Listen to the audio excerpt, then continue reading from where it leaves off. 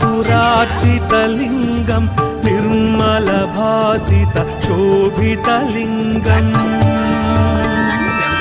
जन्मज दुःखविनाशकलिङ्गं तत्प्रणमामि सदा शिवलिङ्गम्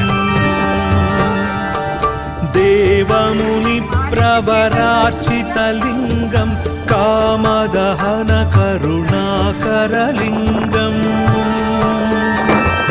रावणदर्पविनाशनलिङ्गं तत्प्रणमामि सदा शिवलिङ्गम्